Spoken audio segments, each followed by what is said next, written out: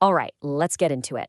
Today, we're diving into a health crisis that's, well, it's quietly changing one of the most common diseases out there. We're going to be looking at the new and frankly pretty alarming face of type 2 diabetes. So, when I say type 2 diabetes, who do you picture? For most of us, right? It's probably an older adult. But what if I told you that whole picture is dangerously out of date? The entire landscape is shifting, and believe me, it's happening a lot faster than most of us realize. Okay, so let's get specific on what we're talking about here. It's called early-onset type 2 diabetes mellitus, or T2DM for short. Basically, this is when you get a diagnosis before you're even 40 or 45. And here's the kicker. It's not just that the timeline is changing. The disease itself is different. And that leads us right into our first really crucial point. Getting this disease when you're younger does not mean you get some milder version. No, it's the exact opposite. Early onset T2DM is a much more aggressive and destructive version of the disease. Just look at this table. It really lays out the stark differences, side by side.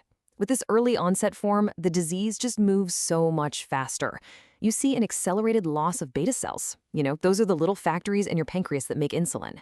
This causes a much faster decline in your body's ability to manage its blood sugar and a significantly higher risk of serious complications showing up way earlier in life.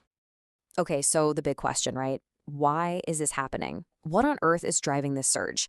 And the answer isn't simple. It's not just one thing. It's more like a perfect storm of different factors all coming together. So let's unpack them. First up, we've got some powerful biological triggers.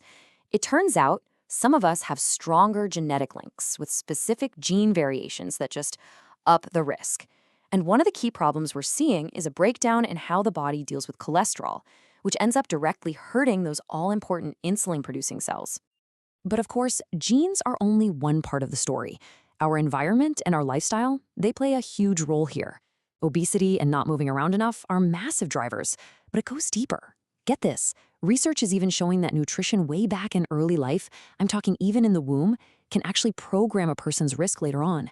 And that recent acceleration, some of it has been linked to the massive lifestyle shifts that happened during the pandemic. Crazy, right? And this isn't just about biology or personal choices. It's a societal issue through and through. The data is crystal clear on this. It hits disadvantaged populations way harder. Things like food insecurity, not having equal access to good healthcare, and even education levels. They all play a huge part in who's most at risk. And this quote from the research, man, it just nails it. It's not just your genes or just your diet or just your income. See? It's that complex interplay. That's the perfect storm we were talking about. And it creates huge disparities from place to place and person to person. So, okay, we've talked about the why. But what about the so what? What's the real cost here? Well, the toll of this early onset diabetes it's just staggering for the person living with it and for our healthcare system as a whole. First, let's just talk money. If you have complications from this disease, your annual medical costs can shoot up by about a third. A third, and that's not even counting the other stuff like lost productivity, which can often be even higher. It is a massive financial hit. But the financial side is one thing. This chart. This is where you really see the human cost. We're not just talking about numbers on a page. We're talking about retinopathy, that serious eye damage, nephropathy, kidney damage, and neuropathy, nerve damage. These are devastating, life-changing conditions, and they're showing up much sooner and way more often in younger patients. And the hits just keep on coming because the damage isn't only physical. There are all these hidden burdens that are just as brutal.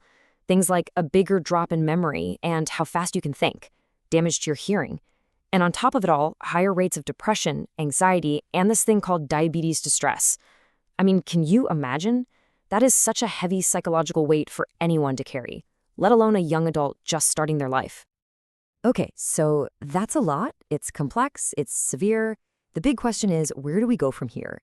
And the research is really clear on this one. The old playbook isn't going to cut it. We need a totally new, coordinated plan.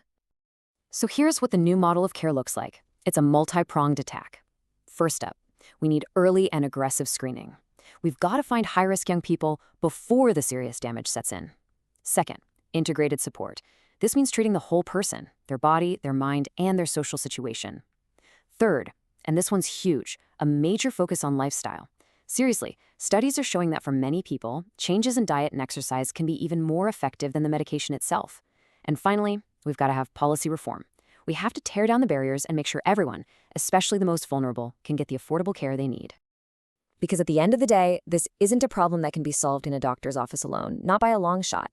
It's going to take a massive, unified effort that connects clinics, communities, and our policymakers. And the goal has to be twofold. Jump on this early and make sure our solutions are fair and equitable for everybody. So look, this is more than just a personal health problem. It's more than a healthcare system problem.